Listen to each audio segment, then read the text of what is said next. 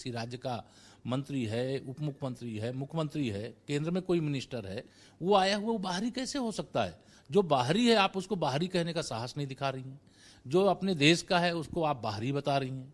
तो पश्चिम बंगाल के जो हमारे भाई बहन पूरे देश के अलग अलग राज्य में रह रहे हैं, तो उनके बारे में क्या समस्या खड़ा करना चाहती हैं क्या? वो हमारा एक भारत श्रेष्ठ भारत, हम पूरे देश में एकजुट होकर के चलते हैं, एकजुट होकर के रहते हैं।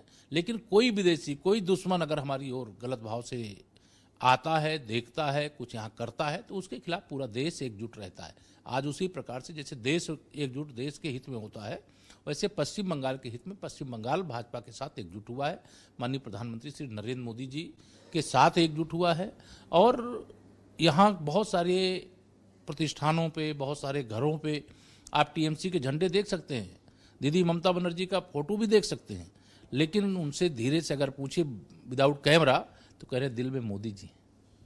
ये बात तो सही है, लेकिन 3 से 30 हो सकता है, 100 हो सकता है, 200 कैसे हो जाए? ये जैसे शून्य से शिखर पर जाना होता है कि ये शब्द होता है। अगर हम शून्य से शिखर 18 सांसद विपरीत परिस्थिति में हमारे जीत सकते हैं, तो 3 विधायकों की जगह हम 200 से ज्यादा विधायक जिता सकते हैं। यह सही है कि स्वतंत्र भारत के इतिहास का एक यह राजनीतिक चमत्कार भी है। जिस प्रकार का समर्थन भारतीय जनता पार्टी के पक्ष में है, जिस प्रकार से माननीय प्रधानमंत्री जी को, माननीय गृह मंत्री जी को, हमारे माननीय राष्ट्रीय अध्यक्ष जी को, हमारे माननीय प्रदेश अध्यक्ष जी को और जो हमारे अन्य वरिष्ठ नेतागण हैं, उनको सुनने के लिए भीड़ उमड़ रही है। और भीड़ के चेहरे बता रहे हैं, भीड़ का जोश और खरोश बता रहा है, भीड़ से निकलने वाले नारे बता रहे हैं कि भाजपा बहुत बड़ी विजय पश्चिम बंगाल में प्राप्त करने जा रही है। आपका अनुमान और आप लोगों की मेहनत कुछ सही लगती है, जैसा हम लोगों ने घूमा देखा कोलकाता में। लेकिन जो मुद्दे हैं, बेरोजगारी है खास तौर से, और ये कोरोना काल जो गुजरा, इन सब का प्रभाव इस चुनाव पर काफी दिखता है। आप मुद्दे क्या देखते हैं? देखिए, मैं यह मानता हूं कि पश्चिम बंगाल मतलब देश के अंदर हमारे अनेक राज्य हैं जो अनेक प्रकार की संभावनाओं ले, लेकिन पश्चिम बंगाल में अपार संभावनाएं हैं। देश के लिए भी, बंगाल के लिए भी, और बंगाल के माध्यम से पड़ोसी राज्यों के लिए, देशों के लिए भी इतनी व्यापार की संभावनाएं हैं। अंग्रेज हमारा देश छोड़ करके गए हमारे तमाम क्रांतिकारियों के बलिदान और संघर्ष के परिणाम स्वरूप, लेकिन अंग्रेजों ने किधर से प्रवेश किया था? तो कलकत्ता के माध्यम से प्रवेश किया था। और यहीं एक तरह से उन्होंने अपनी राजधानी बना करके जिस प्रकार से पूरे देश में अपना फैलाव किया, जो पश्चिम बंगाल, जो कोलकाता, जो देश की शान है, देश की पहचान है, देश की शिक्षा का, साहित्य का, संघर्ष का एक केंद्र है, उसको बदनाम करने का काम ममता दीदी ने किया है। पहले ममता दीदी को बंगाल के लोगों ने अपने सम्मान दिया, अपने शीश पर बैठाया, 10 वर्ष तक प्रचंड बहुमत के साथ उनको सरकार चलाने का, बनाने का मौका दिया। लोकसभा में भी टीएमसी के अनेक सांसद जीत करके गए, लेकिन उन्होंने जब उनके पास सत्ता आई तो सत्ता आने के बाद उनका रास्ता बदल गया। पहले उनका लक्ष्य रहता था कि दीदी का साथ माने पश्चिम बंगाल का विकास, लेकिन अब उनका जो नारा है घुसपैठियों का साथ और भतीजे का विकास। भाजपा का नारा है सबका साथ, सबका विकास, सबका विश्वास, सबको सम्मान, सबको स्थान, जय हिंदुस्तान।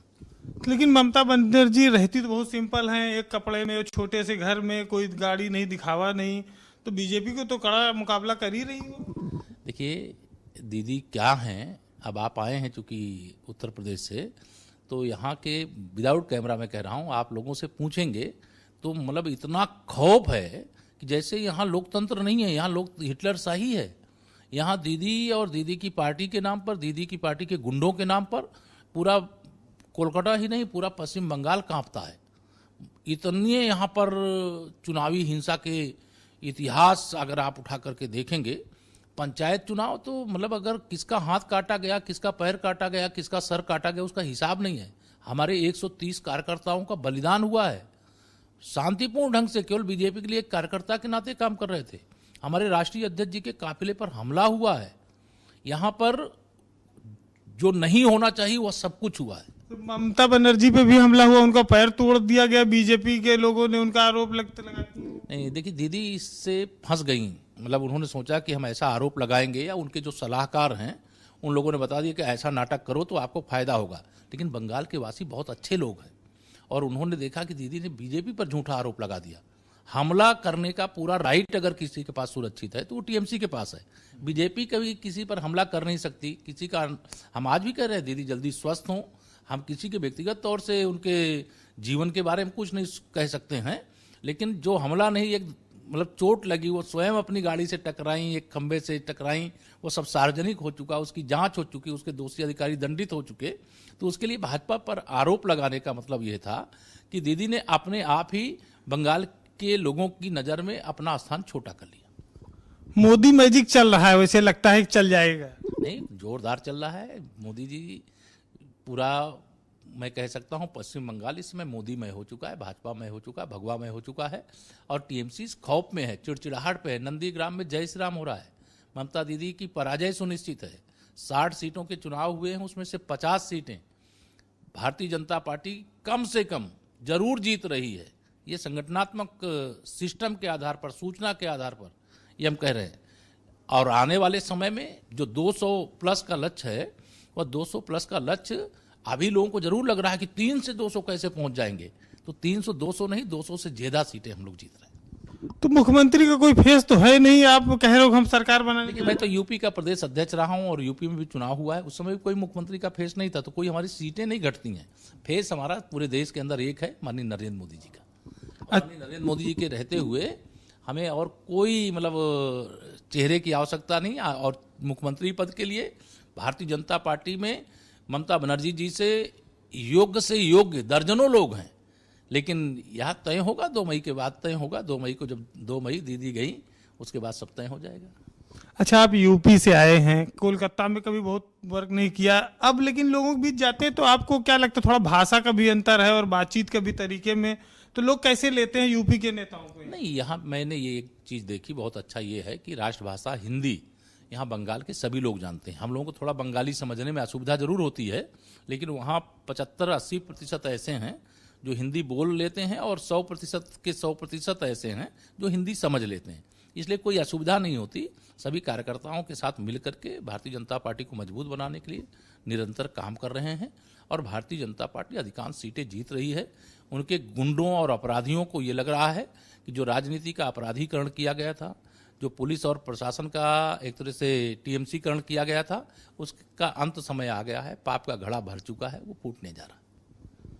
केशव जी उत्तर प्रदेश के डिप्टी सीएम हैं, काफी मेहनत कर रहे हैं बंगाल के चुनाव में और लगातार जमे हुए हैं लखनऊ से आकर, और मोदी का मैजिक पूरे देश में, उनको उम्मीद है कि बंगाल में भी अपना रंग दिखाएगा।